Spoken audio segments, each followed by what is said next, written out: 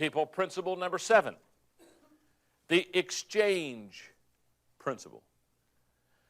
The exchange principle says, instead of putting others in their place, we must put ourselves in their place.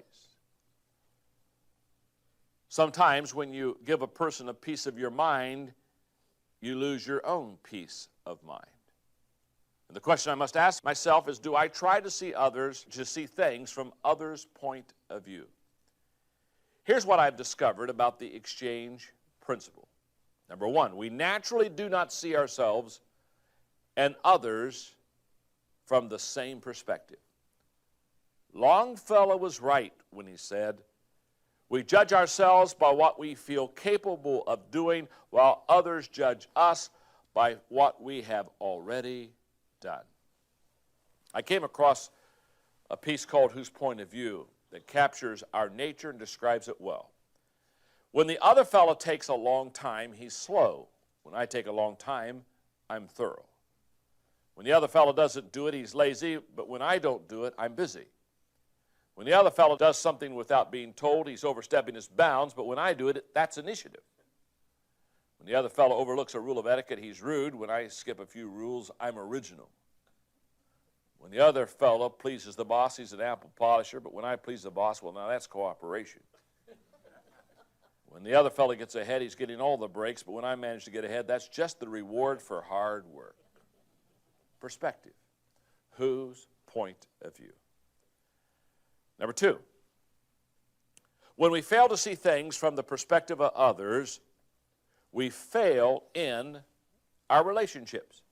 In other words, when we fail the exchange principle, when we fail to put ourselves in the place of others, almost always relationships deteriorate. And I love this piece called The Hot Air Balloon.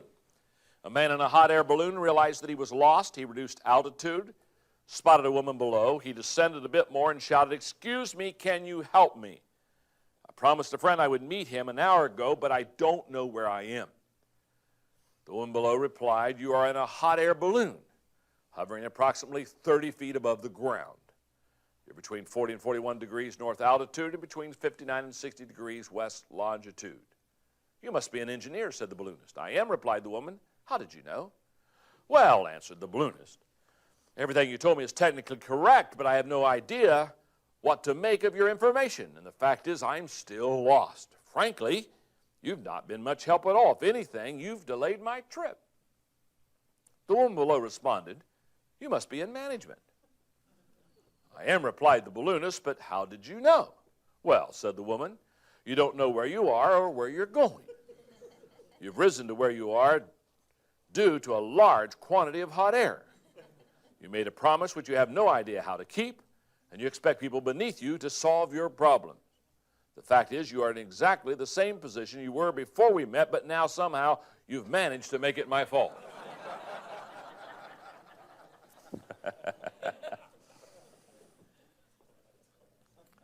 Now, how do we see things from another person's perspective?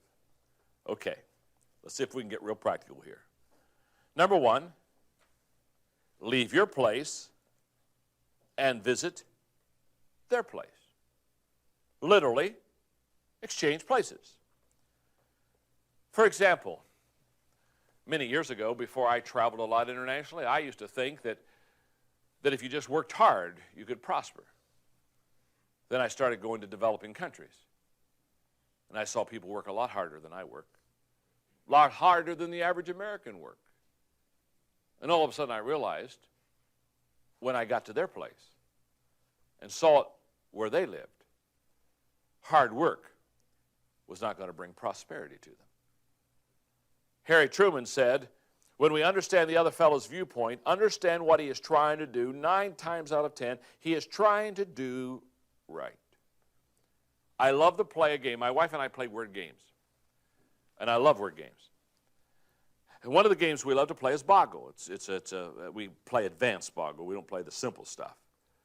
And basically, you shake up letters, and then you have to make words out of them. And what's interesting is everybody's looking at the same letters. I mean, it's not like Scrabble where you have an advantage if you have better letters than someone else, and sometimes you just pick bad letters, and so therefore you're kind of stuck. Everybody's looking at the same letters. It's so revealing.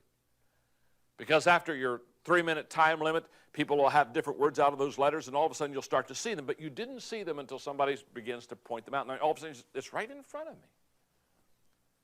But what we do about halfway through the game is we turn the boggle around just so we can see those letters from a different perspective. It's amazing what happens when you just leave your place and go around to the other side and look at the same thing. Number 2, acknowledge that the other person has a valid viewpoint. Please don't be arrogant enough to think that there's only one viewpoint and that it's yours and that's the right one. Number 3, check your attitude. So much of the problem is based on wrong attitude. And 4, ask others what they would do in your situation.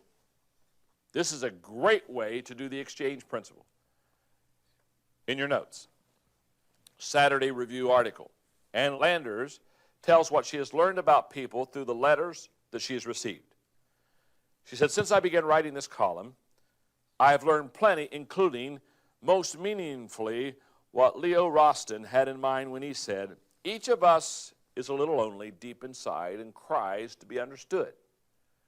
I have learned how it is with the stumbling, tortured people in this world who have nobody to talk to. The fact that the column has been a success underscores for me at least the central tragedy of society, the disconnectedness, the insecurity, the fear that bedevils, cripples, and paralyzes so many of us. I have learned that financial success, academic achievement, and social or political status open no doors to peace of mind or inner security. We are all wanderers like sheep on this planet.